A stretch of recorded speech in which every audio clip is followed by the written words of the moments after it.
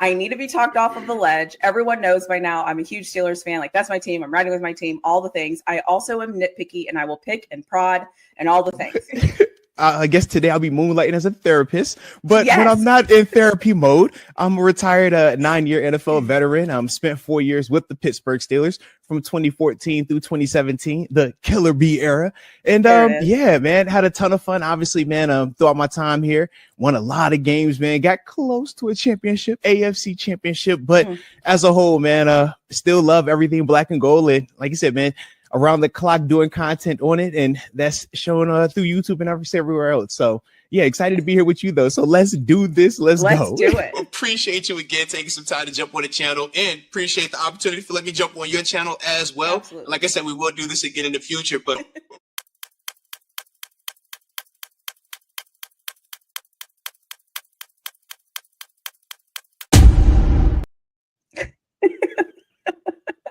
just love that. It is so self-serving also, because I feel like it's like your intro of like who you are and what you are and all those things. So I am super excited.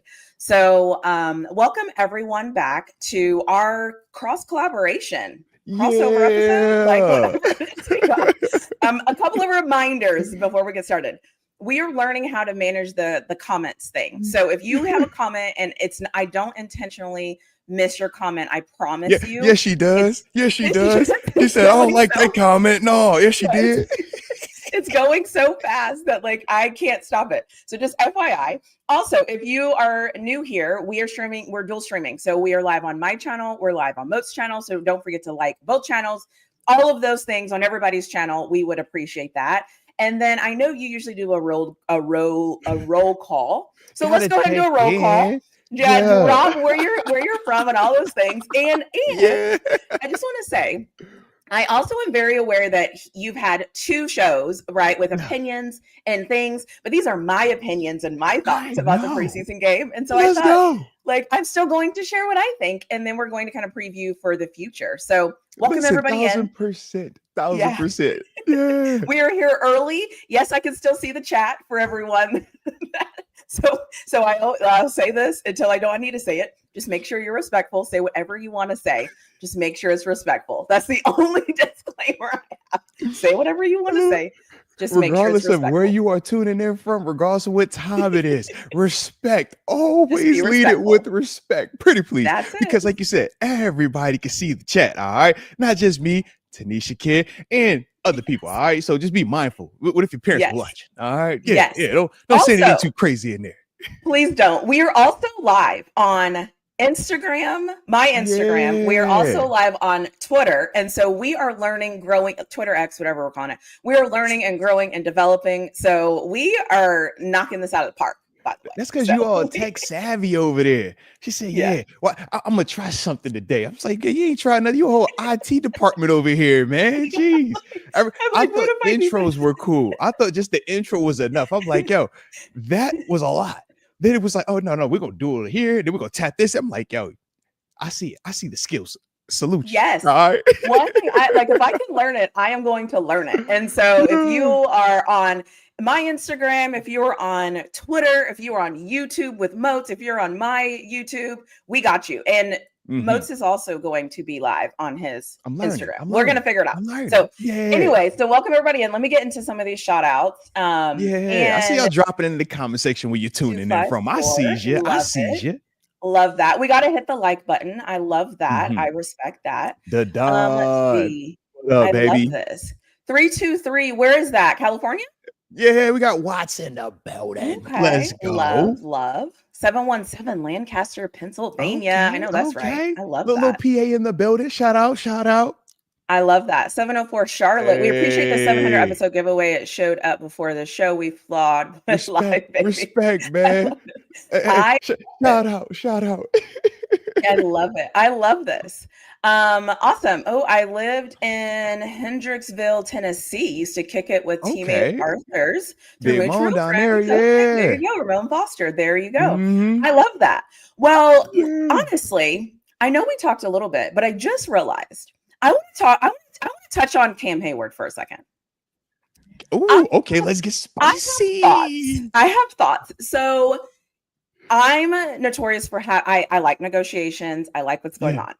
That's what you told me the first time we talked. Yes. I always like to negotiate. I got to I love negotiate. I'm this. like, I respect that. Let's do it. I kind of respect what Cam's doing because, so Coach Tomlin goes on the pivot, and what does he say? I got leaders. I wanted leaders. I need leaders to lead this, blah, blah. Cam Hayward knows he's a leader. I think he's using that as a negotiation tactic. And I think Cam Hayward is like, if that's what we need, I am that. Yeah. What if I kind of get in front of a mic and say some things? So I don't know. I like, and also I think the Steelers should do what they need to do to keep him. That's how I feel. Yeah. But I like this kind of like cat and mouse game. Like, I wonder how much Mike Tomlin's comments made him go, well, wait a second. Like, I'm a leader. Yeah. So anyway, from my perspective on it, like when I look at it, man, I love it from Cam's angle, but at the same time, I respect it from the organization's angle. Yeah. What Cam said specifically, he said that, man, last year, prior to me signing this contract, I told them, once I'm all pro, AP all pro, we will be coming back and I will be looking for more money. And being in those rooms, I know how they kind of was like, all right, yeah, we'll cross that bridge when it's time to cross the bridge. And they kind of assumed that, yeah, Father Time is undefeated because that's what everybody says. And we know the reason why you don't pay D linemen or older players is because Father Time is undefeated until you see somebody punching on Father Time. Exactly, like Cam Hayward. These past couple of years, he's like, yo, Father Time, come here real quick. I'm not done with you yet. Come here, Father Time. Yeah. And now we have this scenario where it's like, yes, he just restructured a deal a year ago. But the premise of that restructure was that it was going to be for 1 year because nobody thought he would come back and have the type of season that he had. So now he's just trying to collect what he feels he's owed. And from the organization standpoint, you're doing exactly what you're supposed to do. Exactly. Slow play it. You kind of have leverage organizationally, though, because can Cam legitimately sit out? At 36, you can't. 36, that's a tough fight. Yep. But from the organization standpoint, you need Cam on that field.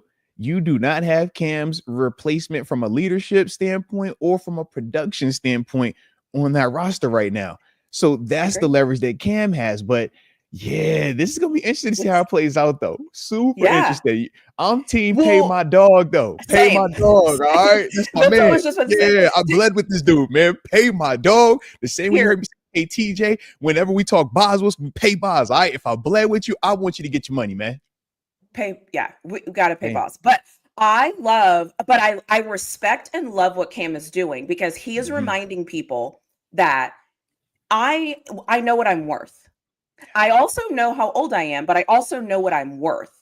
And I feel like I don't like that we live in a world where like we think players should just fall in line and do the thing because none of us would raise children that way. Yeah. None of us would tell our spouses to be that way. None of us would tell our parents to be that way. And it's like he knows what he's worth. Good for Cam. Like, well, you know how it is, though. You know how it is. We pick and choose which stance we want, right? When it's convenient for the argument. And the case in point is this. You hear how many people say, well, you just signed the contract, honor the contract. But we all know if he didn't play well when he signed said contract, they would be the first ones hollering about releasing from said contract, regardless of the length of the contract. So which one is it truly? Is it a performance based on a year-to-year standpoint, which is what we feel it is? Or is it this, once you sign the deal, you play out the deal? Because if that's the case, we don't even need guaranteed wording in it. Just honor the length of the contract. And now all this goes out the window. The reason why we fight as players for these guarantees is because it's short-lived. One play can change our life. Cam was on that same field with Ryan Shazier as well. Let's not forget that. We know what this game can do to you. And that's the other part of the seriousness of why we say when you got a chance to get paid, man, you do whatever you can to get that money because there is no guarantee that you're going to get another chance. Period. Exactly. And this is my comment too. Like, I didn't respect it until I heard Cam say, I told the organization I would be back after my all-pro season. And my thing is this. If you can't trust a player, if you can't trust a player, he said that. He called his shot. good for him for standing on business. Mm-hmm. What do you want him to do? So you want him to lower your worth because it makes you feel uncomfortable and you just want him to be back on the field. No, like, anyways, I just wanted to bring that up because I'm Team Cam. I'm always team get your money, first of all. Yeah. And I kind of like this. I like that. Like, I don't think Coach Tomlin meant to have that interview come out right at the same time. But it's look, like, who's a better leader on this roster right now than Cam? And not just from a coming in here and leading for this season, but when we're talking about the culture, when we're talking about guys that have been a part of championship runs or been a part of playoff success, he's the guy. In terms of black and gold, he was one of the final dudes that's been out there that was a part of those killer bee runs. So when you're talking about a guy that understands structure, you talk about a guy that understands leadership, the guy that has seen the heights, but has also seen when it's gotten sticky in that organization as well. And some of the stuff behind the scenes, that's the calming presence. That's the Walter Payton Man of the Year, league-wide too, man. Exactly. A certified good guy, but we know what he is on the football field. And we're not saying, from my perspective, break the bank and make him the highest paid dude. I'm not even saying that. But 18th highest paid D tackle, 30 highest paid D lineman. It's like, we're not about to have a list of 30 dudes that are better than Cam or even 18 guys better than Cam, regardless of their age. And we know that that's the big reason why people don't want to give him more. It's the age part more than anything. If Cam was 26, no one's blinking an eye at this. They're like, yeah, pay him whatever. But because he's 36, that's the hesitancy, which I understand. But what does the production say? What does the tape say? And I think that's where you have to find that common ground, so to speak. Yeah. I also think, too, that sometimes as fans, because I'm guilty, I will look at, what have you done for me lately? We can't win with you. We can't win. And then I start and think, okay, it's more than just the production on the football field. It is, what is he bringing to the locker room? How are people responding to him? Do people look up to him for a leader? I saw him in that Eagles game go try to talk to George Pickens. I saw him in another game try to go calm down Darnell Washington. I think it was the same Eagles game. But my point is, how much is that worth? What is the dollar amount? And I feel like we always talk about the production, but we don't talk about the other things. Like, is he showing up to the weight room earlier than everybody else? Right. And he's making everybody else step up their game. Last exactly. Guy. And he's been that since I've met him in 2014. That's Cam. So, yeah. And so what's that worth? Right. Is that worth an extra million? What is that? What is that work ethic? What is that grit worth? And I think that's my thing. And then a lot of people were like, it's the timing. It's timing. First of all, this is a business. He timed it perfectly. This is perfect timing, actually, because that deal doesn't get done in April. If you sit out of OTAs, nobody cares. When you sit out of mandatory minicamp, it's a headline for a couple of days, but nobody cares because it's not affecting wins and losses. It's not affecting the bottom line when them fans show up with them 97 jerseys and they're like, where is Cam at? That's when it starts to get loud. When you're looking like, hey, we got 2 more preseason games. Where is Cam at? Oh, it's 1 preseason game left. Where is Cam at? Like, yeah, that's what not just fans, internally you start to feel it. Internally, you start walking around like, all right, I'm looking at the guys you're trying to tell me are going to replace Cam in terms of his production. But when I look at them in terms of winning on the field, we don't see that. And I've experienced that before, I've experienced that, man, where, you're at organizations and dudes are experiencing some contract scenarios and internally they're trying to preach, this is the next guy. He's going to be just fine. And you're like, coach, you're lying to yourself, baby. Like, nah, maybe down the line, but not this year. You're like, and that's why this timing is perfect. If you can take a second, take a deep breath and remove your fandom, being a Steelers fan, and you can take a step back and look at Cam as a person.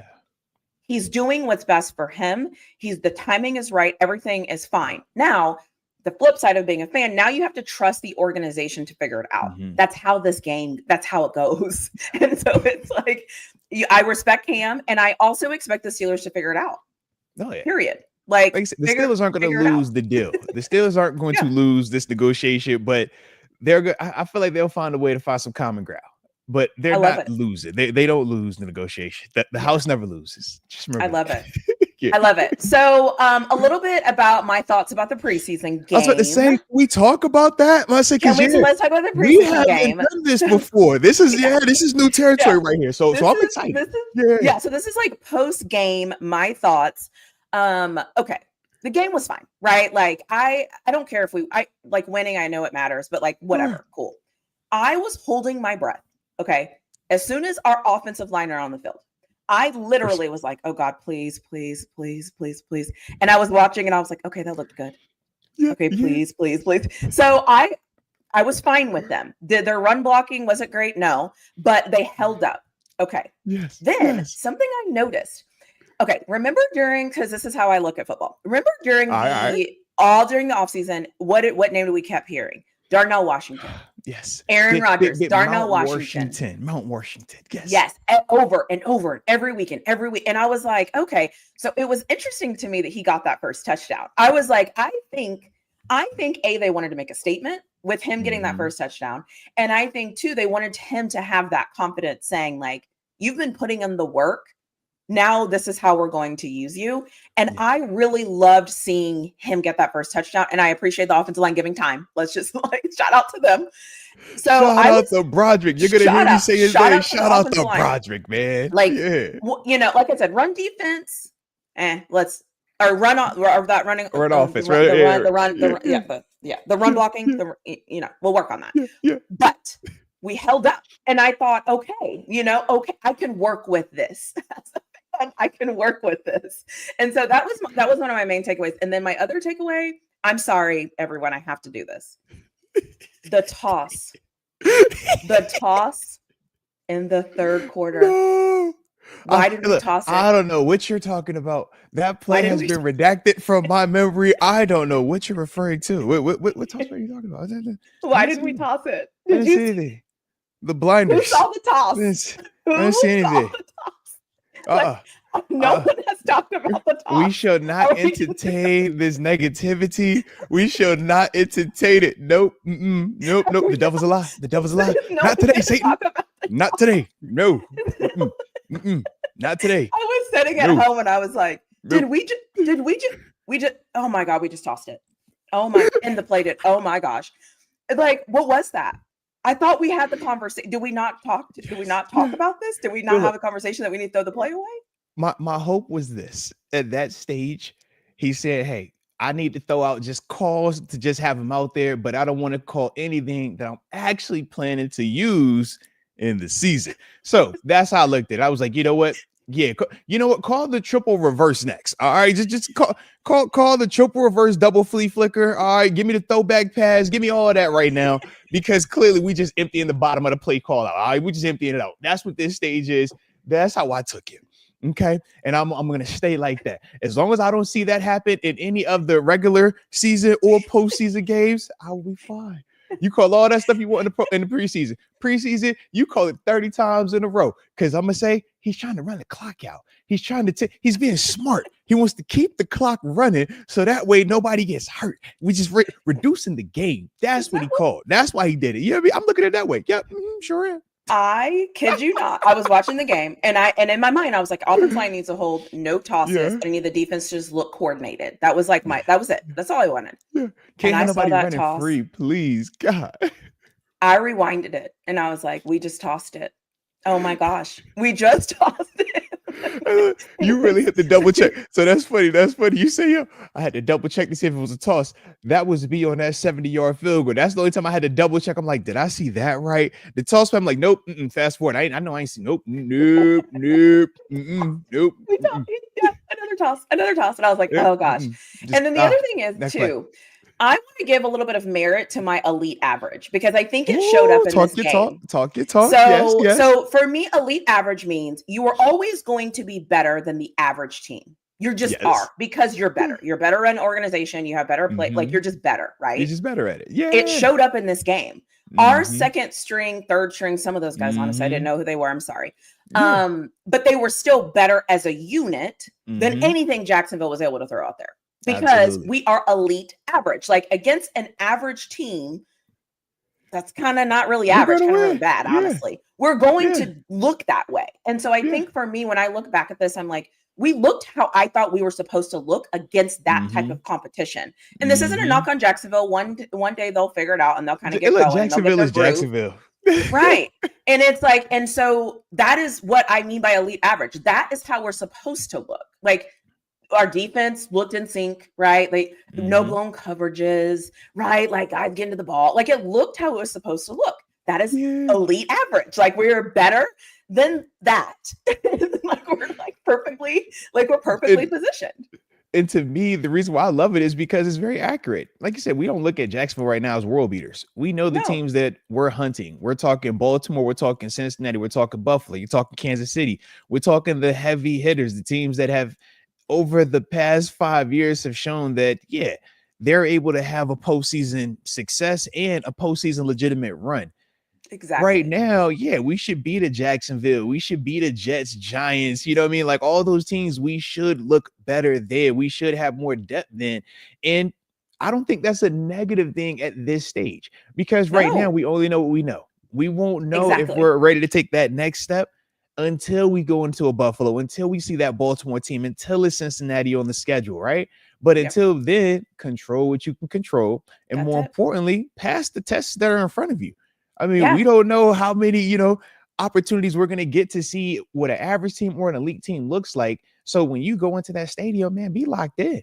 You know how you got to treat it. Come in that thing and, man, put your best foot forward. Whether you're a 2, whether you're a 3, when you're on that field, you know what you're representing here.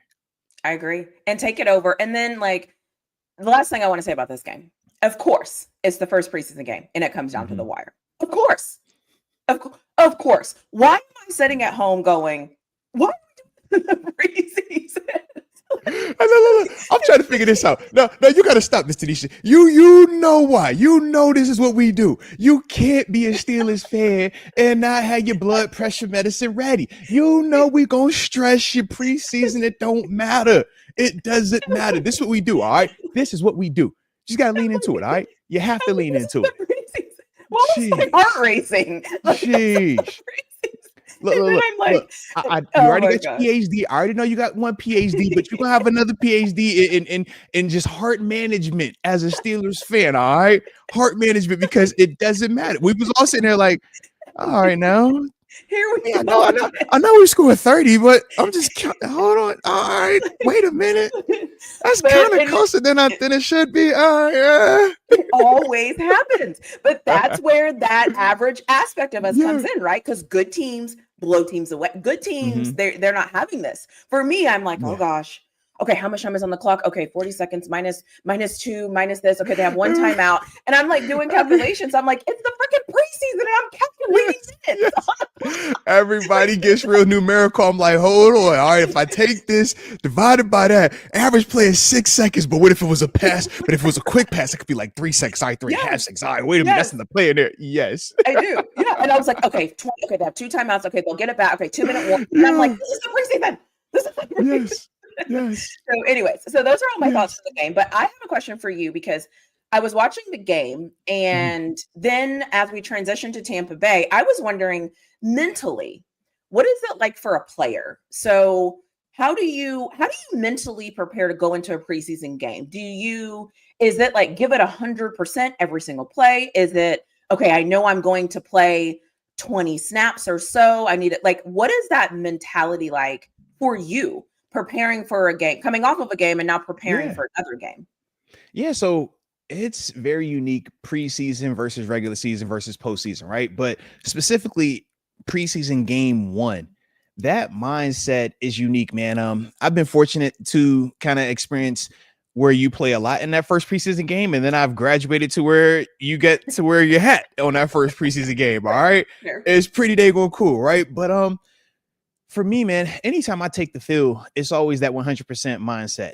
When you're going out there, you play football 100%, because if you don't, that is when you will get hurt 100%.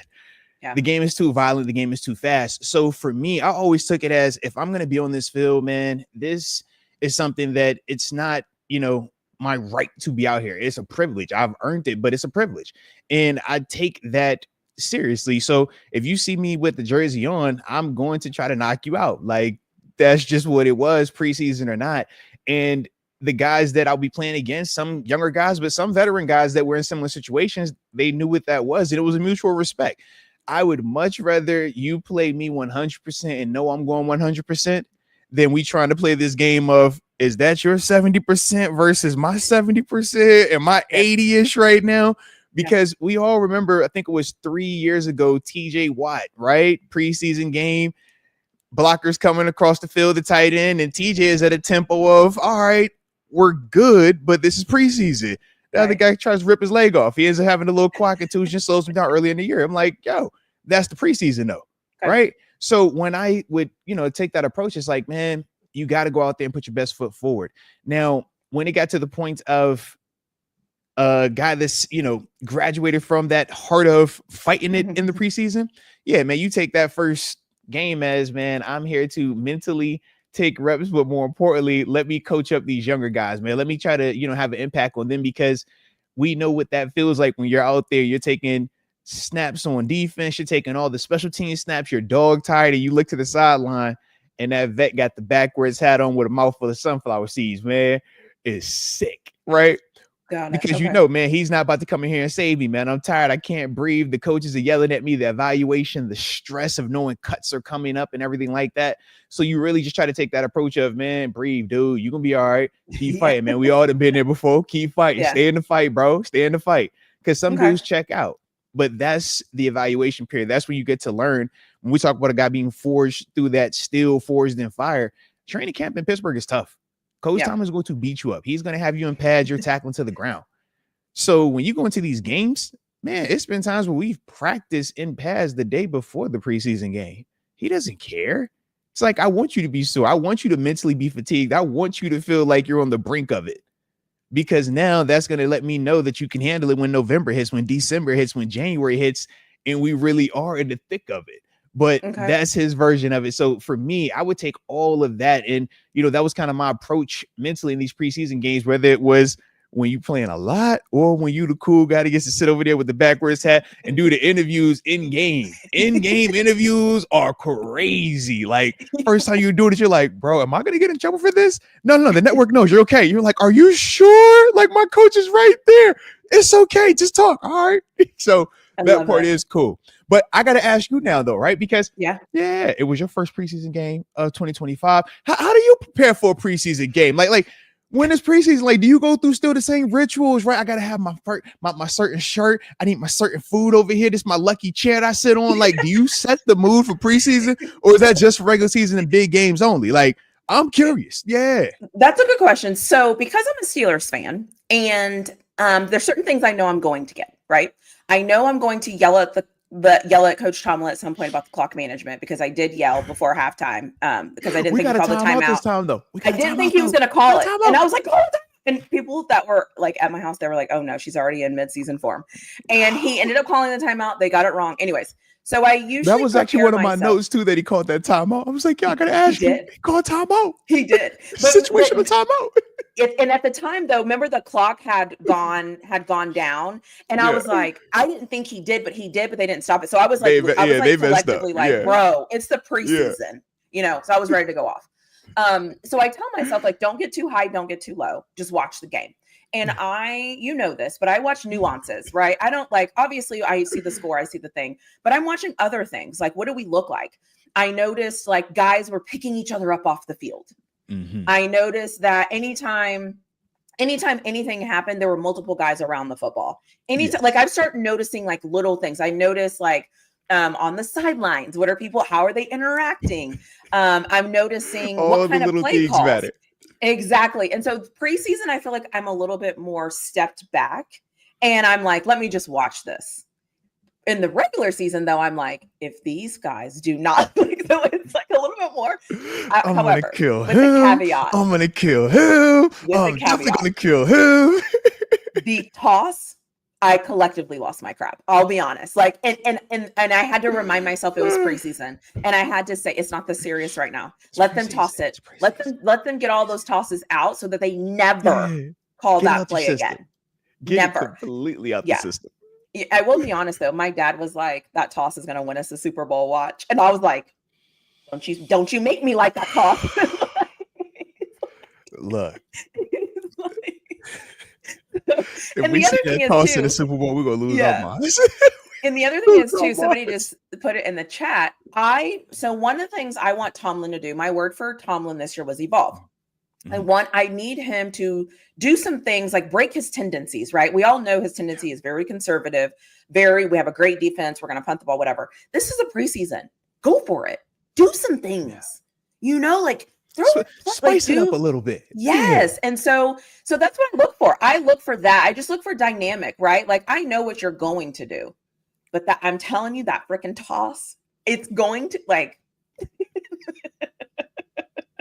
so that's what I look at. I'm just like, I just want to see good football. I don't want us to have a lot of penalties. I'm a lot nicer, I feel like, in the preseason. During the season, I like that. I like that. Yeah, I'm nicer. Like, I want to be friends with these guys in the preseason. During the season, I'm like, you didn't see the guy coming off the edge there? You missed him. You gotta warm up to it.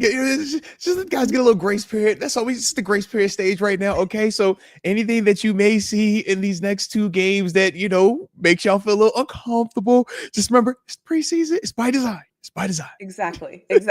We haven't gained a yard on a toss in 4 years. Like that toss, I'm telling you. I collectively we've had more negative than positive on that play. I collectively hear all of Steelers Nation go, did we just toss it? Like in my mind, that's what I hear is all of us being like, did that just happen? It didn't just happen, right? But anyways, yes, it did happen, guys. One time, I think that the fact that I remember this is a joke. I think it was in the third quarter and there was like 11 minutes on the clock, I think. Because, anyways, so that's how the trauma. You feel the trauma, all right? It's not a game. It's not a game. Yes. Yes. So let's transition. So you haven't talked anything about like transitioning to Tampa Bay. Tampa Bay is definitely a better team. I watched them run up and down the field against the Titans. I'm actually excited about this one. Like, do you think Aaron Rodgers plays? Do you think what are your thoughts as we head into week 2 of preseason game against a good opponent? I think like Tampa Bay, like I know it's the preseason, but I watch them and they're like, as you should. Yes. So what are your thoughts? Do we see Aaron Rodgers? Is this the moment?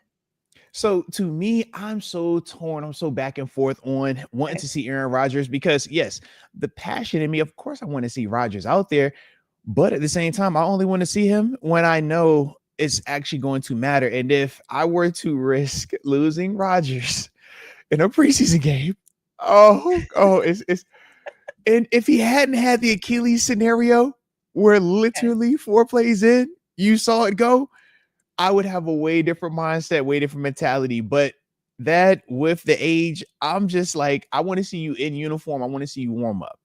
Go through the warm-up process. Go through putting your jersey on, man. Go through, man, how do I lead this offense out to do certain pat and go? And what we mean pat and go, that's usually 2 hours before fans even are in the stadium at times. But like what is your game day rhythm, right? Like how do you warm up? Take the guys through that. I want to see that from him. And then after that, put your favorite pair of Adidas sneakers on, get your favorite Pittsburgh Steelers flex cap, okay? Because you're not a snapback guy, you're a flex cap guy, all right? You're not a visor guy.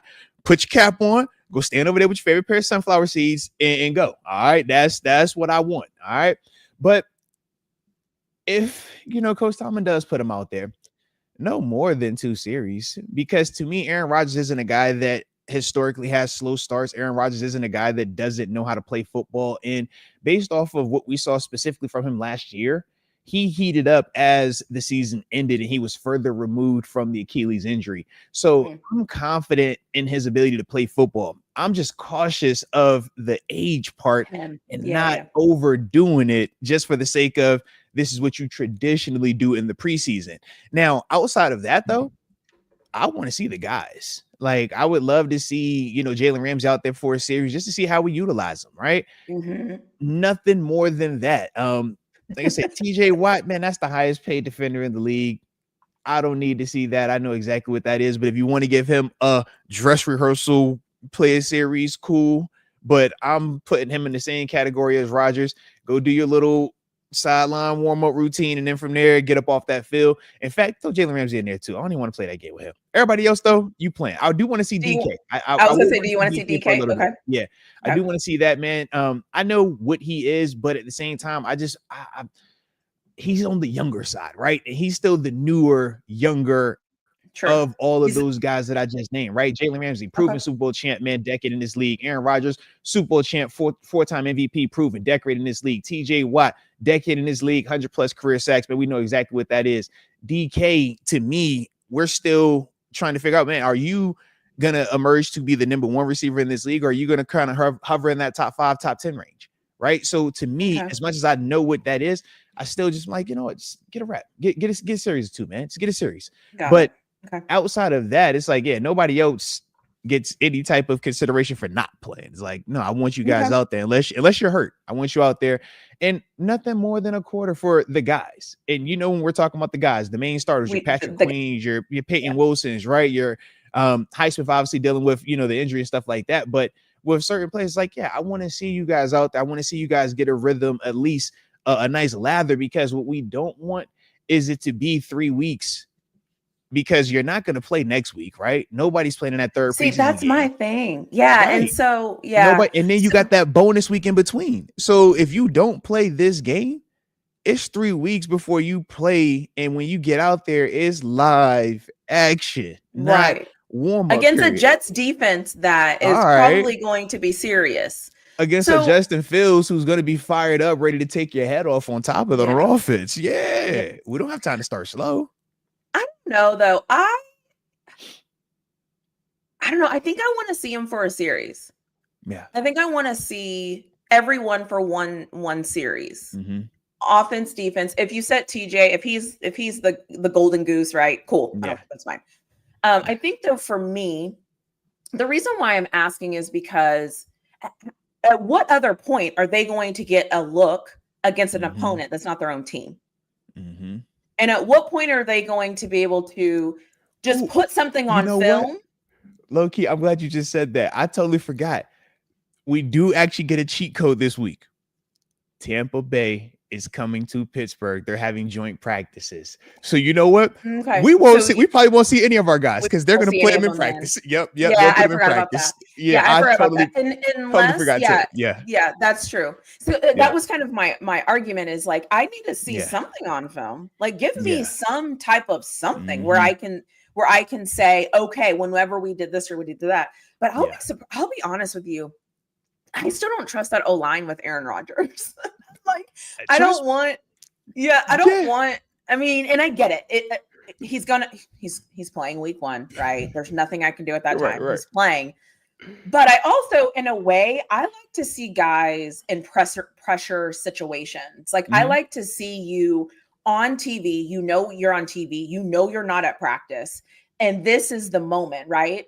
And I kind of want to see what they look like in the moment, knowing that Aaron Rodgers is back there, because I feel like I was gonna say I straddled the fence, and then I knew the chat was gonna go crazy with that, but I can't think of another word. But I straddled the fence on, like, she's going back and forth for her decision making. All right, she's back and forth for the decision. Jeez. There it is. Put the guy out there during the game. Let's see it in a game. One series. Call whatever plays you like. Whatever. Let's see if they drive. If they don't, they don't. If they do, you leave them in there and you let them do their thing. And then after that, great. Pull those. Take it all off. Take the shoulder pads off. Like, now you're done. And also, I want to see that offensive line get pressure. I want to see them get pressured before the first game of the season. Because that's my concern is it, and I've never played offensive line, but like, how does it feel for you to be practicing, and then somebody put Jesus and I say God out loud. But you get into a game and you don't have that pressure. I don't know how you're going to respond when you do have the pressure. Do I want to wait till game 1 on the road? So that's legit. That's a legitimate concern, man. And I'll say this, the feeling that you feel and a lot of us feel, but the offensive line, it's basically because we haven't seen enough of them playing well.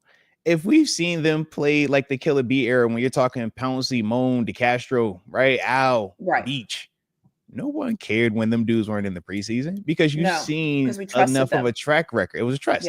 right now, did the O-line play well versus Jacksonville? Absolutely. Were Jacksonville playing some of their starters? Absolutely. But because it was one game and we only saw them for about a quarter and a half, it's not enough. And that's legitimate. That's real. And we believe in that. It's a results-based business. Now, you do it again this week. Okay, we'll have a little bit more confidence. But you have to keep it going to the point that we build up a trust, a rapport, because, remember, we're in a broken relationship, right? They've scarred us. Okay. We've had a lot of years of them not, they didn't come home when they said they were going to come home. Right. It was a lot of years of broken promises where we said it can't get worse. It can't get worse than this. And for some reason it did. All right. Then it said, oh, this can't get any worse. And then it did. All right. So we've been really, really, really scarred. All right. So now when we see just a glimpse of, oh, he actually got me some flowers. Oh my God. Do you actually like me? Like, that's what's going on right now. But we don't trust just yet. We're like, hold on, man. I didn't have flowers before. All right. And then they ain't seeing for a month. Okay. Right. So we just, it's take it one day at a time. All right. One day at a time. I'm like, we will build trust with them as they continue to show that they deserve trust. But and that's why I want them to play. In terms of the O-line specifically, it doesn't matter which quarterback is back there. You're going to feel a certain level of pressure when you're in stadium just because it's pass or fail. It's not like D-line, right, or outside linebacker where I could play in a game, man. I get cooked for 98 snaps, but I have the game-winning strip sack. Everybody's calling me great, right? You don't get that luxury on offensive line. You can be great for 99 plays, man. You give up that sack, your quarterback strip sack, forced fumble, or breaks his leg or whatever. You are forever the villain. All it takes is one play. That's O-line. And it's not even in the sense that, when we talk specifically on defense, you could be on a bad defense and be nice, and we will separate you from the group. O-line, it's y'all all suck, right? We don't sing out be like, oh, that guy's not. No. Y'all all suck, right? All of y'all. To the point where we even throw the coach in it. We're like, you the O-line coach, you suck too. You in this too. 100%. We don't do that with the other positions. Nah, we don't look at the wide receiver group and be like, man, all the other four of y'all, but that guy's nice. Fire all y'all. We don't do that. No, we don't care about it like that. True. Because I can separate you guys. So that's the part where O-line is like, man, those guys they're just gonna need more opportunities in stadium to prove that they are trustworthy. But I will say, I thought that Jacksonville game was a nice start, start to build it, to rebuild in this relationship. But to me, they got to keep doing that week in and week out. And like I said, I don't want to see Mason Rudolph get hit, right? If Mason Rudolph was back there getting destroyed every play, I'm like, no, that's not good for anybody to be back there behind that, man. So, O-line, please keep doing what you're doing. But we know the pressure is going to be on those guys each and every week, man. That's not going to change. Absolutely not. And I think that's kind of my thing, like I said, because I watched Tampa Bay, and obviously, again, Tennessee is another team that's just not, they're not there yet. They're working. I'll just say that nicely because it's in the preseason, and I'm nice Tampa's in the preseason. They're definitely an interesting team, man. And I just watched Tampa Bay literally just run up and down the field, just over and over, and I thought, okay. This will be a good defensive challenge, but I maybe it's just because you're right. I'm in this like relationship with the Steelers where there's certain positions I trust, and there's other positions where I'm like, I don't believe you. No, I don't care. So think of it like this, Tanisha. Do you need to see TJ Watt, Alex Highsmith, or Nick Herbig to believe that we're going to have a pass rush this year? Right? No. Because you've seen those dudes do it so many times. You're like, I can close my eyes, and when I wake up, I know we got pass rushers. Right. I know I got guys that can get after the guy. Right. Right. So that's all that is, man. But they're gonna develop, right? Because that's all you can do is either develop or die. That's what we say, evolve, or they're gonna find somebody else, right? And with all of those guys, I do feel like they're at the right stages. The big question mark, as we know, is gonna be Broderick, right? Just because of all the things surrounding him, he's the one that we've seen the most negative plays from thus far. So now it's like, all right, we know we're a little bit more hypersensitive to him specifically, but just that O-line group, man, I will say to them, you're a different year. I mean, you're a different group, right? Whatever has happened in years past, man, don't carry that baggage into this season. I remember, man, at times where they would try to put the history on you. And what we mean is, hey, you guys have never done da-da-da-da-da, or, the past couple years, you guys have done that. And it's like, bro, what does that got to do with me? What does that got to do with this year? We are a whole new group. This 5 hasn't started in 20. This 5 hasn't worked together yet. This 5 hasn't started a full season yet. Y'all haven't seen us do this yet. So let me prove that to you. Let us show what we are capable of. And that was the mindset that, as players, you try to take versus fighting the history so much. As like media and as fans, we focus on that part because it's like, until we get a chance to see it, this is all we can go off of. But as players, man, you try to forget quickly. You got to have a short memory. And always, what's the next thing? How can I get better to get me to that next goal? And that's just, the little difference of just, the player's perspective on it. Okay. And I just need to let everybody know, this is a normal therapy session that we have to go through for me. Okay. Yeah. I know I played it on the intro where I was like, and Moats was like, this is going to be me giving therapy. And I'm like, yes, it will be. I love it. This is normal. Okay. For me to be it's the preseason. It's the preseason. Exactly. I'm so excited because it's fun. It's refreshing. This is new. Yes. And I think too, like as a fan, because I try to become like a more mature fan, right? Over time. It's like no, the things that used we to don't like me. mature fans. Cut it out. What does that? How do you even say it? I'm a mature fan. I only watch the game. I sit here. I don't yell at the TV. I show no emotion. We golf clap on touchdowns, and we shake hands on first. Oh man, I want popcorn thrown in the air. I want to see some. Yeah. When I say mature, I just mean on my expectations, right? Like it's the preseason. So like when I used to watch football, I remember being like, why don't the guys in the preseason? They need to get in there. And then I was like, no, they don't need to get in there. So now I'm trying to like evolve my brain of like, this is going to take time, right? This is a process. And the process is for opening day. So now I'm trying to kind of like figure out what the process is. And then I need to be comfortable. Because the truth is, I'm just not comfortable with the offensive line. So no matter what you say, I'm not going to be comfortable. If they come out this week and they do amazing, I will still be like, okay, but if they come out and don't do great, then I'll be like, I knew it. So it's like nothing they can do right now is going to win me over. That's just what it is. I think that's maturity, right? Maturity is realizing that it's not them, it's maturity. Me.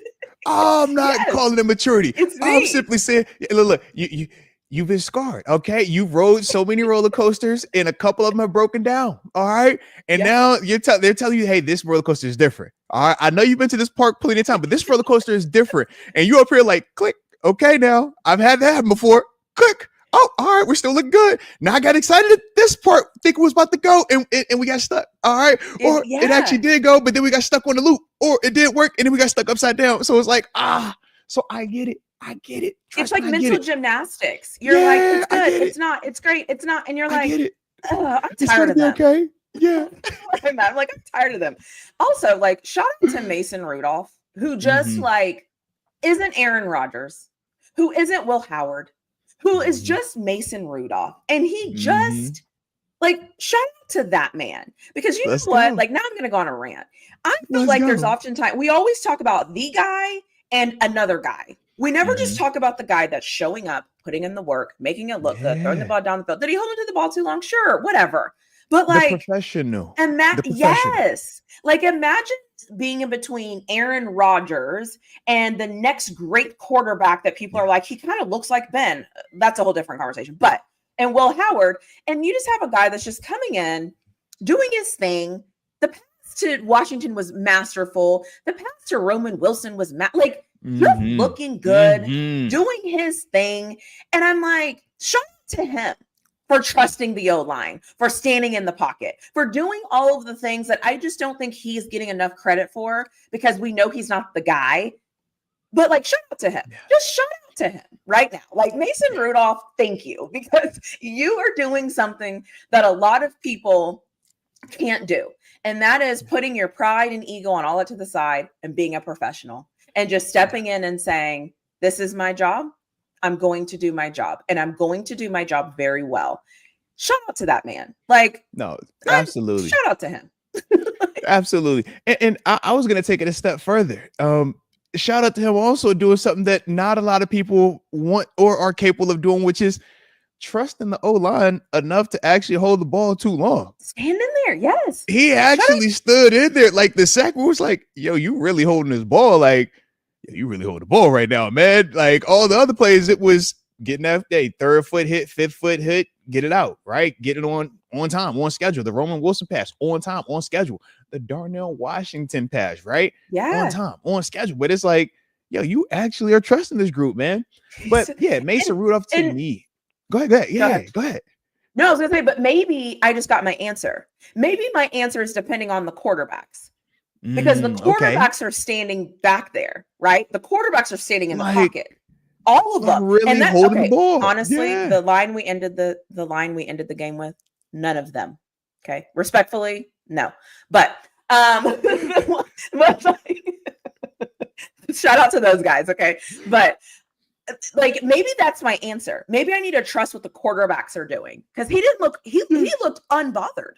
He was chilling. I'm like, yo, I would have been over here with the eyes. Like, all right, where's the rush coming from? Right, eyes downfield the whole time. Not worried about the rush the whole time. Like, if we're just specifically grading O-line on pass protection in this game, I thought they did perfect in terms of that first group. Right, they did exactly what you want to see. Kept Mason clean. He had clean pockets in terms of ability to step up, had the ability to go from first to second options. And we didn't have to see him put his athleticism on display, which is really good, right?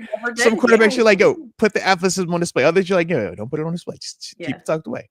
He ain't have to put it on display. So to me, that's a step in the right direction. But once again, man, we're not crying them off for one preseason game because I was a part of I've seen them undefeated preseasons. We know when it's like, oh my gosh, man, we're scoring all these points, man. Everything's perfect. And then the regular season hits and we're like, what happened? What happened? How does we win the first game by 4 touchdowns because we picked 4 touchdowns. It was just here and over here and it's just So yeah. And I will say too, it will be. That's why I'm excited for Tampa Bay because again, I feel like it's a step up in competition, right? It'll be a different level of competition. And I think in this game we were like 3 for 4 in the red zone. Okay, that's not a Steeler. That's not a normal Steeler stat. Okay, let's just be honest. So like that's a preseason inflation is what I call it. And I have all these terms for all these things. It's a preseason inflation. Yes. Yeah, it's like same as like all of it is kind of right because you don't really know what you're going up against and who is the guy and before you realize that guy that you thought was going to be on the team he gets cut and so you're like oh he wasn't even the guy. So anyways, preseason inflation is not on that 70-yard field goal because that was legit. No preseason inflation for that. Legit. Legit. Bob needs to step his game up. It's still nuts. It's still nuts. Your game up, now I'm like 70 yards. Can you imagine though a world where you just have to get to the 40? Let's just say the 40 and make it a 60-yarder. Can you imagine like that? That is insane. Because this is the part where you start focusing on accuracy. I'm like, yo, how frequently can you hit from back there, man? Because that's just crazy. The fact that he put that on tape and it looked cash money good. Like seriously, I never thought he was going to miss it. As soon as he kicked it, I was like, off the release. I was like, off the release, it was good. Yeah, off the release, it was good. Yeah. What an advantage too. I want him to kick again. I want him to do it again. Like I want him in the next game if they get a chance. Like even if it's 60 or 65, I just need to see it because if it looks that good from 70, I don't know why. Just roll it out there at this point. Like that. I mean, we talk about back when Justin Tucker was with the Ravens, right? And how defensively it forces you to play with more urgency before you even cross the 50 because his ability to hit from the logo. It makes you as a defender or even from a coordinator standpoint, call more aggressive things that ultimately expose you to more negativity. And that's the name of the game, right? You're trying to, all right, I want to do this, but if I do this, I risk this. Now, can I do this? And hopefully they don't catch me in that moment. So locations of the field, you're more prone to do certain things, i.e., or, when we talk about the zero blitz, where we'll send everybody and you literally just have that guy one-on-one, that guy one-on-one, and that guy one-on-one, no help whatsoever, right? You call those calls when it's 20 yards and in because the field is condensed. But there might be some times where you're feeling, hey, man, I need to make sure these guys don't get a chance to score points, right? Say it's a 2-point game. I can't allow these guys to score points. You calling that at the 50 is different than you calling that on the opposite 30. Because if this guy gets to the 40, we're like, hey, bro. But now when you're talking about having no safety help because I'm trying to be ultra aggressive, that's how you get that 70-yard touchdown or that play where one guy misses a tackle and now he's scoring. That's the part where those guys being able to score points, field goals consistently from that range, it does have that type of impact on you, man, where it makes you, have to think strategy-wise, I can't wait right here. No different when you're playing the Philadelphia Eagles. Most teams where you're playing them on third down, you can be, hey, this is my down for aggression. Second down is the throwaway down. When you're playing Philadelphia, you better treat that third down as if that was one of those major. It's like, no, I don't, because I know they're getting set up for 4th and short. And it's another advantage. Changes how you play them. Yeah, it changes schematically what you're willing to do and what risks you're willing to take. Is it 40? Is it on the 40 70-yarder or is it on the 50 at 70 yards? Because the end zone is what, 10? 40, yeah, 10. Yeah. Mm-hmm. So 10 if you're on. It's too early for this. I don't know. Yeah. Mm-hmm. But yeah, it should be 40. Yep, should be 40. Because 50 and then plus the 10 on whatever the kick is. And so like 2, that means if you get the ball in the 35 or 30, whatever the rules are these days, because they change them. From the what do you have to go? 20 yards right now. 30 basically. yards, and then you can bring in your field goal kicker. That's crazy. Yeah. That's crazy. Interesting. And trust me, as an offense, you're never going out there with the mindset of I want to kick a field goal, right? So they're always going to have the intent of scoring touchdowns. But knowing that you have that as a tool, as a thing I can go to if it doesn't work, and I'm not even at the 50-yard line, I know I can get points here. That's major. That is major, because those 3 start to add up. Right. Well, listen. Okay. It adds up. Yeah, okay. We won what 2 games last year by just kicking field goals. You go over the past 5 years. It just league wide. You get out of stadium. You will get out of the stadium like that, and that's always my thing. I'm like, do you want the sexy 7s and you only get 2 of them, or would you take a 7 3-pointers, you know what I'm saying? And we get up out of that thing. It's like, hey, bro, I don't care how you got to get there. Just give me the points, man. All right, give me the points, bro. Every time I'm like, one thing we're going to do is kick a field goal. Okay. One thing the Pittsburgh Steelers are going to kick a field goal. Name. Why is Boz a household name? Just remember that, right? Whenever we're beating our chest about Chris Boswell, why is Boz a household name? You don't become a household name by just hitting 1 or 2 occasional field goals. No, consistency. All right, we see you a lot. All right, everybody, we know you. All right, we know you. So that is so funny. Somebody wants to know if you would try a field goal from your own 40 in a regular season game. There's a strong chance I wouldn't unless it was later in the game, because the risk. If I missed that, the odds of me giving up 7 points increase drastically, and that's the other alternative. That's the strategy part of the risk reward, the game. It's like, it looks great when he makes it, but the first time he misses it, and now they're guaranteed 3 points, but they turn it into 7 points. We're going to be looking at you in that next time like, dude, you got one more miss in you from 40. And we're not kicking this again until we on the other 40. Like you don't even get to kick 50s no more. You know what I mean? Like, that's kind of how it goes, because these games, as you said, right? You look at the point spread. The reason why the Steelers can win games kicking field goals is because league wide, and this is the history of the league, the average margin for victory is less than 5 points. Most of the time it's less than 3 points when you look at point spreads. So especially in a Steelers game. So every possession matters, right? Every possession matters. So if you're the Steelers and you're playing the Jaguars in regular season, what's the difference between a missed field goal from the opponent's own 40 and me getting an interception? It's a turnover. It's a field flipping play. I'm probably going to have better field position on the missed field goal than the interception, right? True. Yeah. So when I look at that, I'm like, those are some of the things where you allow certain teams to prove it. It's like, yo, man, if you think that kicker's good like that, prove it. Send him out there. All it takes is one miss. All it takes is one. That's true. And for you to capitalize on it. Absolutely. Because now I'm in your head about it. Yeah, that's true. That's a good point. And again, high risk, high reward, right? Because the flip side of that is, but if he makes it, now we know he might come out and do it again. Right. But what I'll say is this though, as a defender, I'll give you a 70-yard field goal every day of the week. Okay. You're gonna have to prove that's a good trade-off. Because think about this. You're gonna have to hit 3 70-yard field goals to get 9 points. And if you miss one, I'm guaranteed 7. Yeah, that's how I'm looking at it. That's my trade-off. I have to challenge you a little bit. You have to be perfect. Go ahead. We're talking about the Steelers. We're guaranteed 6 though. All I'm saying is this. The track record shows they score more than their opponents. It's like you can't win more games. They score more points. It's not pretty points, but they going to score.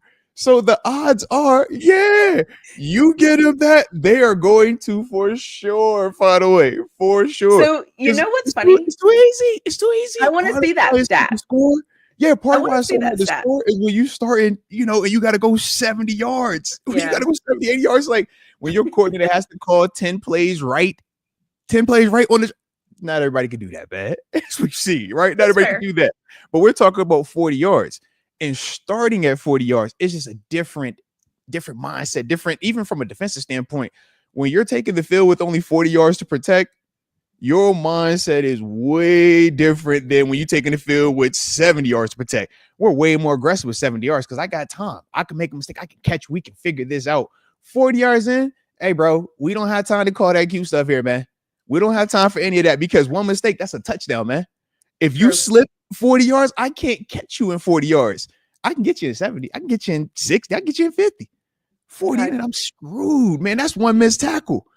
You know what I mean? Like that's why it becomes so like, okay.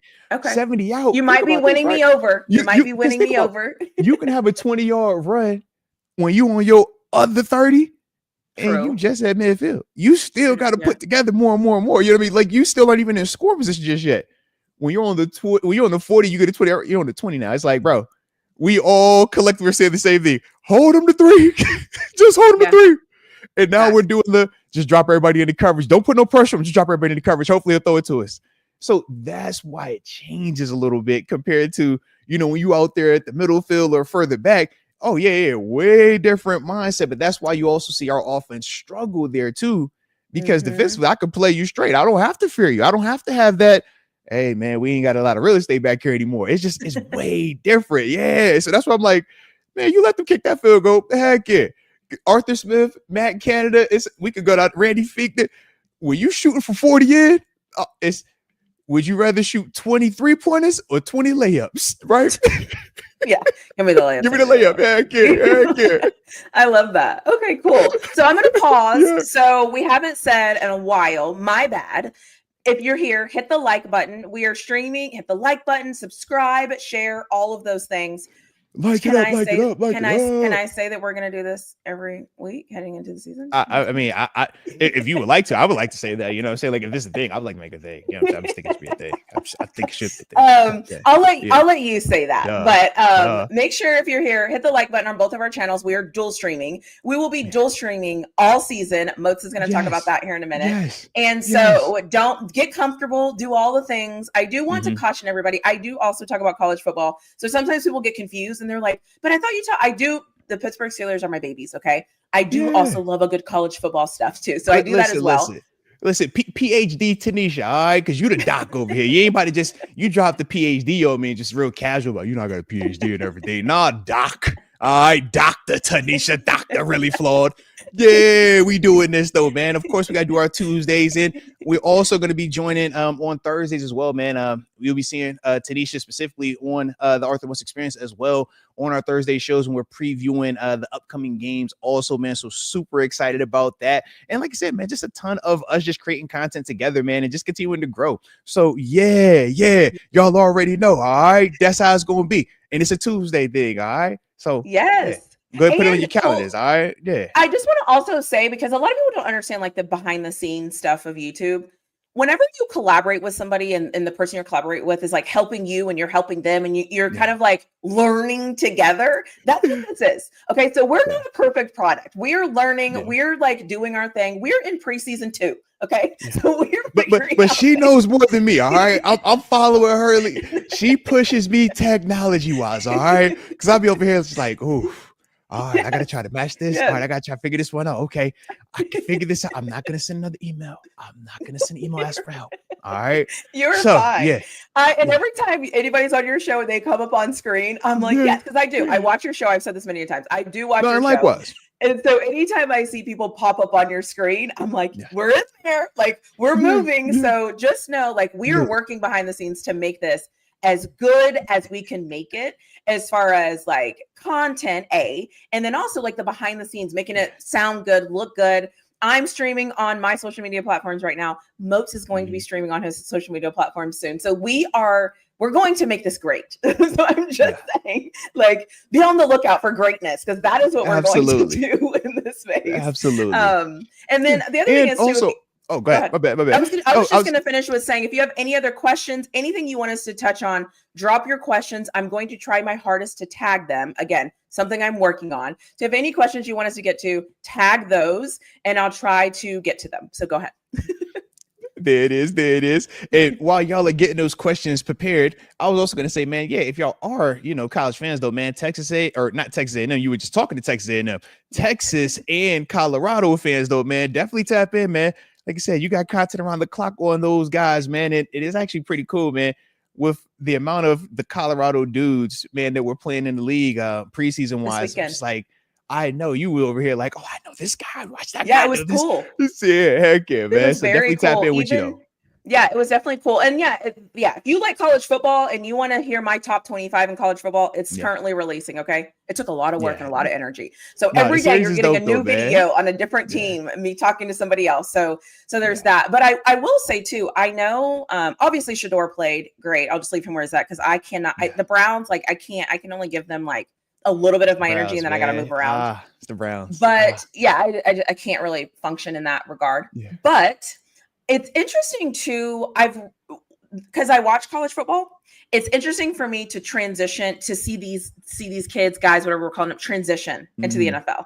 And I find myself, I don't know them as the guy that plays for the Seahawks. I know them as the running back for Miami or the tight end and so it's interesting for me also to relearn. Like, again, Jack Sawyer, I know he's a Steeler. He is a Steeler, okay? But he's the reason why my Texas Longhorns lost in the semifinals. So when I saw him, I kind of was triggered. I was kind of triggered. Oh, man, an epic play. I was kind of triggered. I'm not going to lie. And so it's like, I have to like relearn them in the NFL, because I know them all about college. Like now, so when I saw him and his little arm brace, I was like, oh my God. But that's okay. I'm going to get through it. I'm going to get through it. So there's that. Somebody said, does TG have an emoji? Oh, no, not yet. Okay. I get one though. All right. Okay. New emojis, new branding, all that new fun stuff coming soon. Yeah. I love that. I love that. Garvin, man. For those that don't know, that's who TG is, man. He comes on the show with me. Former teammate of mine with the Steelers and current defensive coordinator of Norfolk State University, now with Mike Vick, man, down in the 757. Shout out to TG. Yeah, I mean, that jersey, was that a jersey that you were wearing yesterday? Yeah. So TG, man, obviously at the collegiate level, NILs are big, man. So with Norfolk State, they all have different NIL things. And for TG, man, he calls his the NIL Express, where they have these custom, 757 Norfolk State Spartan jerseys specifically for the defense, man. And, he sent me one to go ahead and put on out there. And after that, it was like, all right, appreciate your love, But yeah, man. So it was pretty cool jersey though, man. Pretty cool. Yeah. I like it. I love that. The other thing too, I think that is cool that's happening right now, because it's preseason, is all of the things we kind of talked about all off season, where we're like, I want to see this. I want to see this. I want to see this. Yes. It's like the one thing, we didn't have any turnovers. I think we forget about like the little things that didn't happen, because we're so focused on like the offensive line, what this looks like, our running back, our new shiny toys, or this and that. And I'm like, we didn't turn the football over. That's amazing. We didn't turn the football over. We didn't have any blown coverages. Our second team defensive line looked a little shaky to me. They didn't look great, but they almost got there a couple of times, which is fantastic. They're not the starters. Had some pressure. Sawyer had a couple of pressures. I was like, all right, I see you giving a little spin action. Yeah. So I like overall, I'm very impressed by what I saw.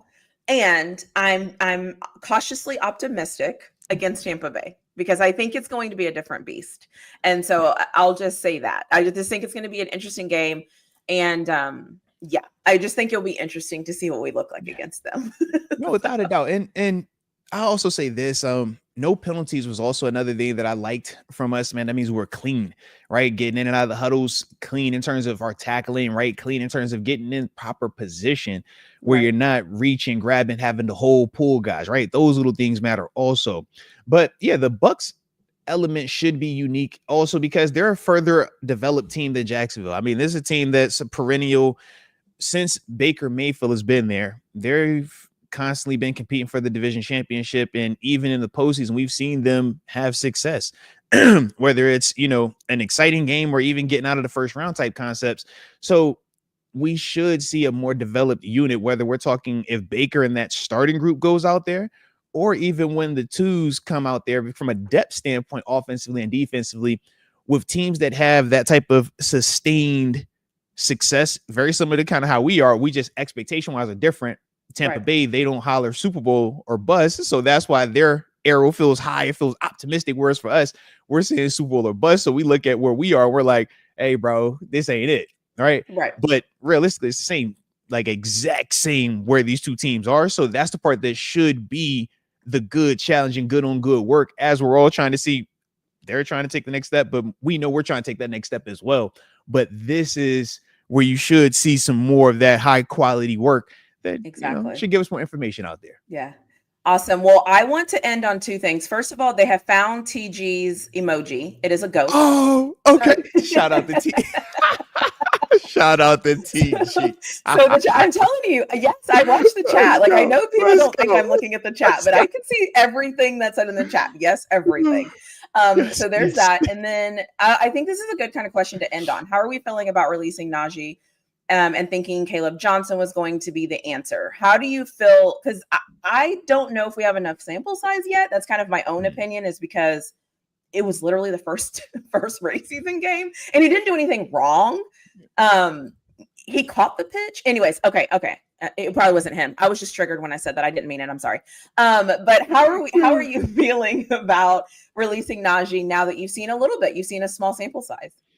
Yeah, I'm biased towards Najee. I love how he plays. It's physical. It's old school, but it's consistent. Okay. We minimize 1,000-yard seasons. We minimize the availability. We minimize the physicality that he plays with because, when we're arguing whether we should pay a guy or whether we should draft another exciting player, these are the way that we will kind of like tear a guy down, so to speak. And to me, I just thought that you are going to feel the difference. Like Caleb Johnson, I have a ton of higher expectations for, and I think he's going to be a really good player. But Caleb is going to be a different flavor than Najee. Caleb is a little bit more, speedier, a little bit more pick your feet up and try to get around it.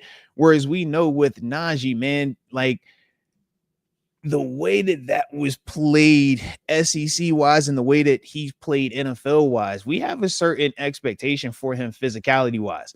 And I think that for Caleb, man, he's going to have to learn to match that. But I don't necessarily think that he should try to match that specifically. I think that he has to create his own lane of this is the Caleb Johnson style of play. And if we could like look at him differently, I think that that's going to benefit Caleb a lot more, especially early on, because we know, man, Caleb is a third rounder, right? Whereas when we look at Najee, this is a first round pick, a top 20 guy, right?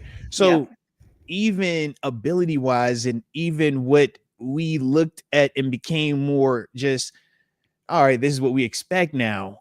Some of that is still not, anybody's just doing this. And that was my argument at times when we were talking about Najee. It was like, we say anybody can do it, except when we pull it up, nobody does it. Because it's actually hard to do in terms of just being out there, being available. You're getting hit every single time, right? It slows you down. That's why we say their shelf life is so small. So I'm waiting to see with Caleb Johnson, man. The benefit that he has is he's not going to be asked to be the bell cow, right? The only guy. We got a Jalen Warren, right? You still got a Kenneth Gainwell. So he is going to get a chance to kind of develop a part of a unit, huh? You know what I mean? As a part of a unit. Yeah. Right. Okay. Whereas with Najee, remember, Najee didn't have that same luxury. Najee was, you're drafted, you're the bell cow. We're going to give you, was it 400 touches his first year, right? We out the gate. Caleb Johnson is not about to have 400 touches. No. It's like, no. And if he does, everyone needs to be fired. Right. Something went wrong. Absolutely. Something went wrong. Something went terribly wrong. So I just think that we have to just look at those guys a little bit differently. I look at Caleb as you're going to be a part of a group. And if you're a part of this group the right way, that's going to give you time to develop into maybe being the solo artist. Najee came out the gate as a solo artist, man. Like, this is two different. Like, I think Najee came too early for us. Najee came like literally, I feel like 5 or 6 years, maybe too early. Or too late, right? Depending on what if he is here doing the James Conner, doing the L Bell O-line era, we are swearing by Najee because he is killing folk.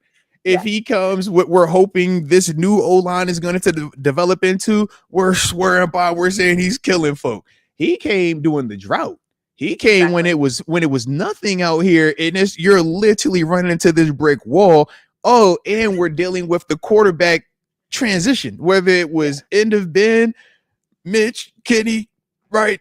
Kevin Allen, who else threw a pass in there? Justin Fields, Russell, or no, he never got Fields and Wilson, but it's he Duck Hodges.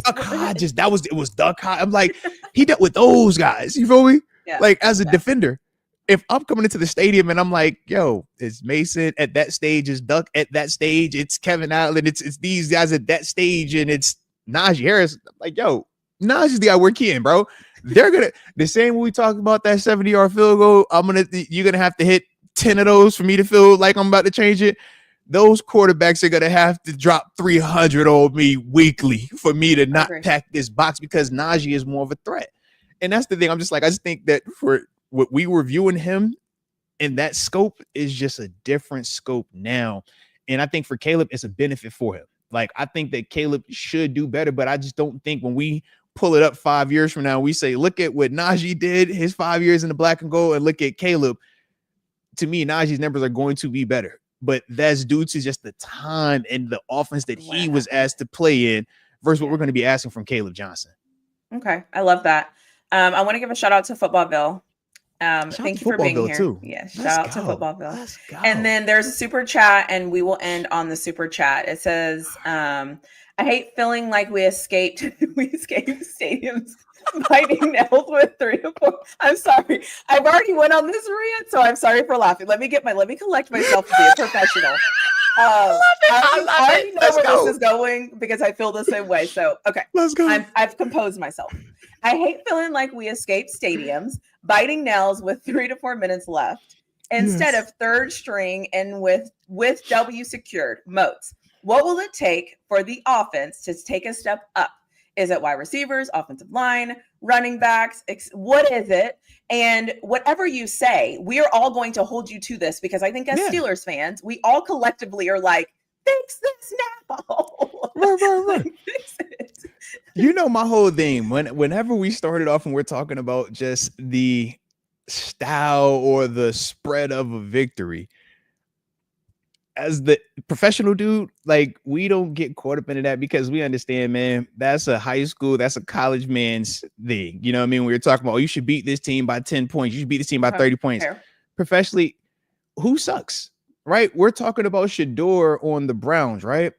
Shador was what last year? What awards did he just win coming out of college, right? Kenny Pickett, we say he sucks. Kenny Pickett when he was coming out of college, though, right? All world was a Heisman finalist, right? And we could go on everybody's roster, right? Mm-hmm. So all I'm saying is this: teams are going to naturally be better or worse just based on, man, do we got more of these guys or all of our guys playing better collectively? Did this guy play better schematically, right? All these, it's like 30 things that are kind of going into the finished product. But amongst the 30 things, it's not like in college where we got all the 30 things in our favor. You only got, one thing on your side. It's not like that. No, at the league, it's like I might have 10 things in my favor. You might have 15 things in your favor or vice versa. It's like, it's close though. It's not this. And we're trying to figure out those 1 to 2 in between that we don't have. That's the turnover. That's the penalty that might happen. That's this guy just went off today, right? He went out and had 200 plus yards. We weren't expecting that. That's the in between to balance out the full 15 to 15. But it's never just lopsided. Collegiately, you get that because you got, Interesting. I'm going to get the players that I want. You can't get these players. It is what it is. NFL, that's not the case. Everybody's pulling from these players. Everybody has a chance to get these players. And that's why when you talk about the salary cap, it's also there so you can't just slant the deck.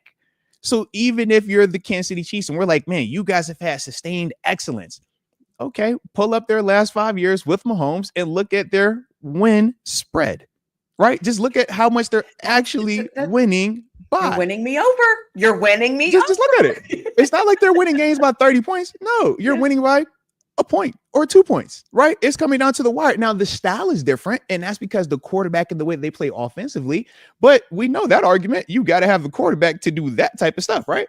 So we see the scoring part, but in terms of the just getting out of the stadium, nobody part, that's going to happen, I think, regardless if you're a Bills fan, if you're a Ravens fan, if you're a Bengals fan, like all of these teams are getting out with just, this getting their team. It's like, we barely made it out of there. But that's just this level. And I think that's the hardest thing for a lot of people to understand because high school wise, you see teams score 60 points and a team will score 10. And you're like, bro, yeah, we whooped them, right? You'll see Bama at one point put 40 on the team. You're like, yo, that's still a Power 5. How did they do that? Yeah. Why doesn't that happen in the NFL? And it's like, yeah, because that NFL team that supposedly sucks has Myles Garrett. Myles Garrett is one of the best defenders in the league. Like not just in Cleveland, in the whole league, the whole world, right? We have a TJ Watt who is better. So that gives us but how many people in this world are blocking Myles Garrett? And he plays for one of the worst NFL teams that we would say, right? Cleveland Browns. But that's that. Kevin Stefanski is a 2-time coach of the year. He's coaching. What? It's interesting too. Yeah. Because what you're saying happens is we watch our team and we want our team to demolish teams and move forward. Absolutely. But what's really happening across the league is tight games. And you're not wrong. Yeah. Because how many times, am I waiting for a team to come on or I'm waiting for the next slate of games and so-and-so is going into overtime. So-and-so has to kick a field goal. So it's coming down to the last drive. Clutch moments. So and you're probably right in context. You're probably 100% right. I just think as a fan, we're so focused here though.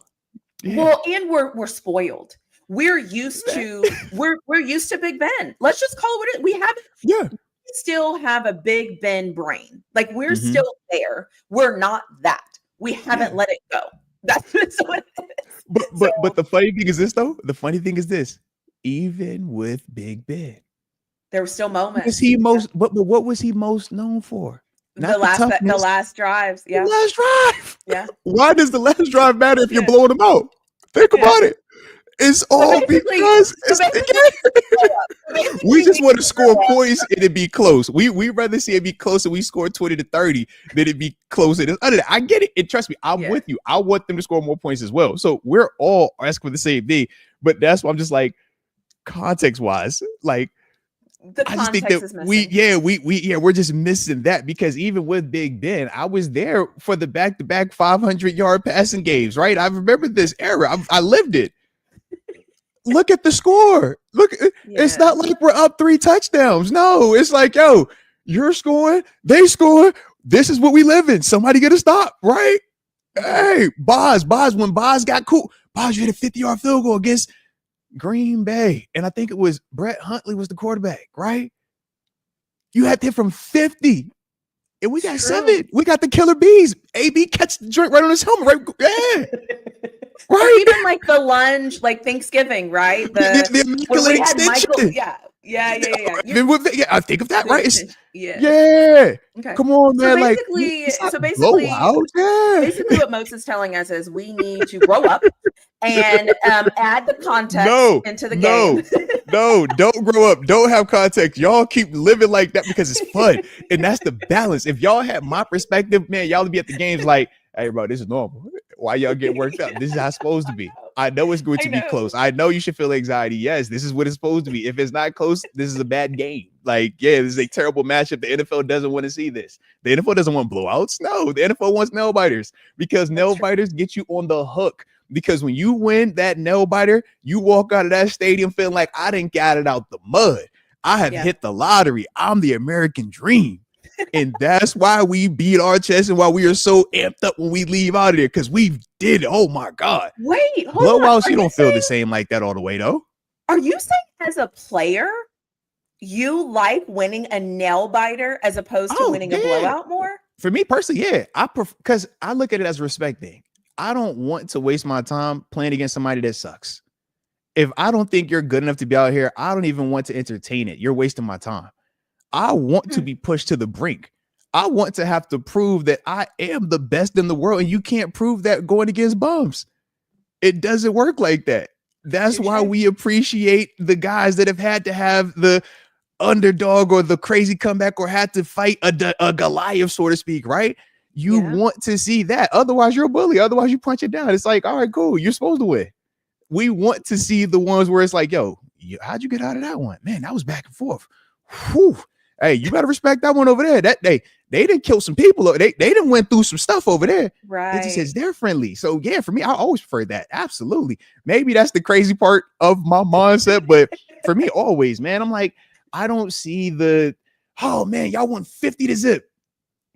Great. That's an interesting perspective. Cool. Like I want to see you like have to push, because can you operate under pressure?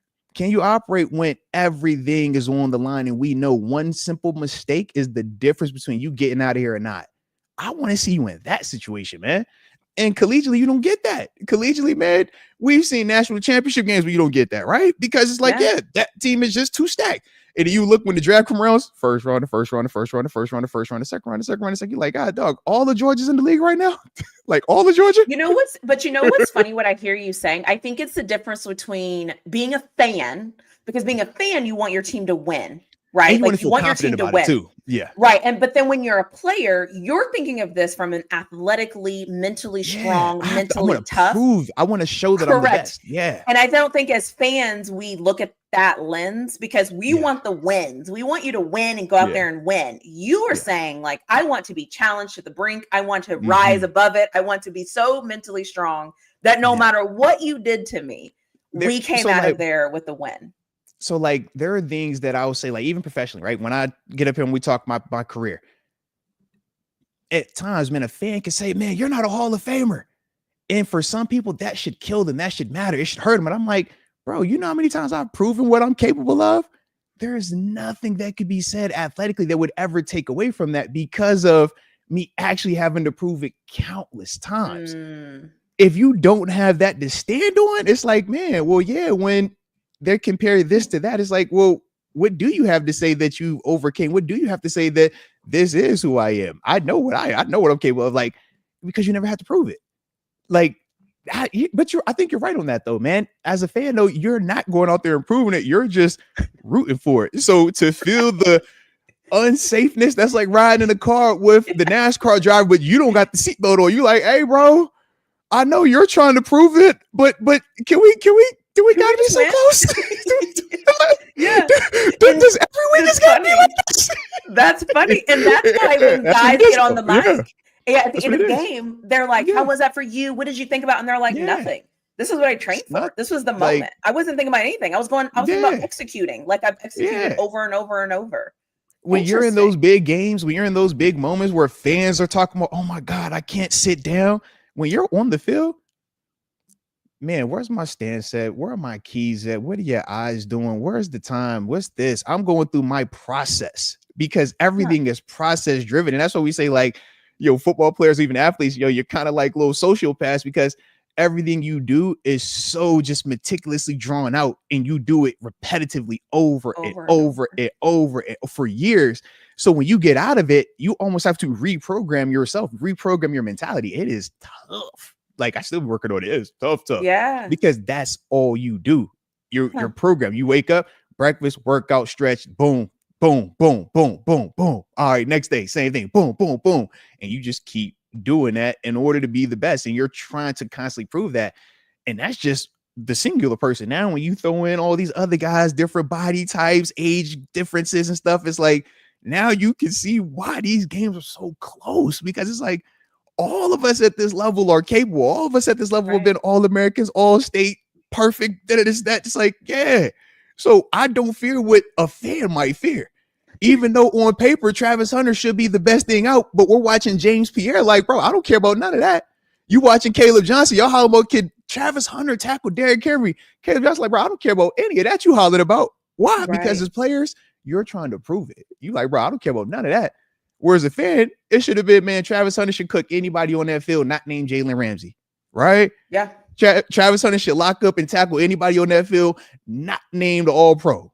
Right. But that's not how it goes at this level. At this level, man, we all nice. So what do you do that's going to separate it? And how do you continue to find different ways to refine your game and stay ahead of it? And that's the challenge with it.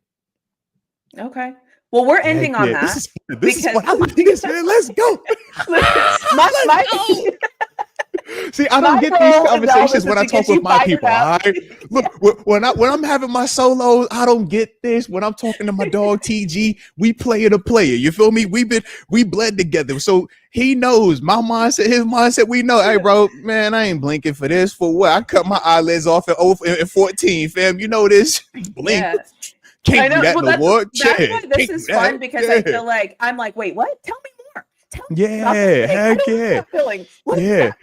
Right. So this is the cool part for me, because it's like, yo, you're gonna ask certain things that to you, it's like, yo, I want to know this, and to me, I'm like, oh, I didn't even think y'all cared to even hear this type of talk. You know what I mean? So that's the cool part about it. So trust me, man. The more we do these in the season, more things are gonna pop up, man. We'll really get into tap into just a lot more of that type of stuff as well, man. So I'm excited. This was fun. This was a lot of fun.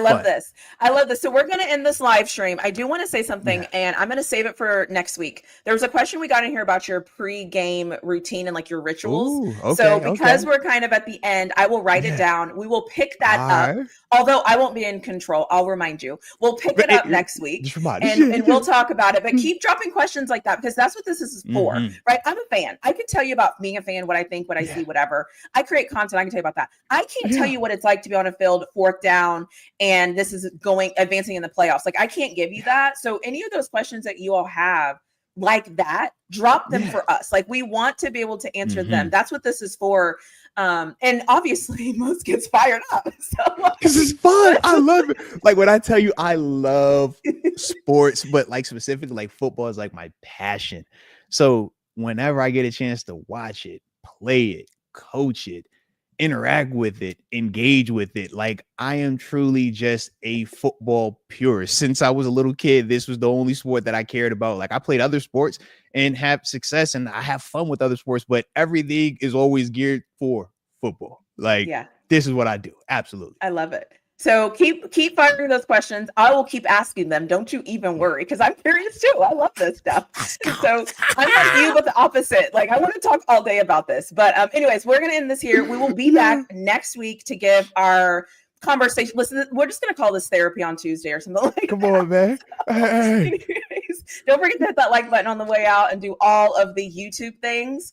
And we will see you all next week. Well, you'll see him before you'll see me, but you know what I mean. You'll see us next week. Bye, everyone. Either way.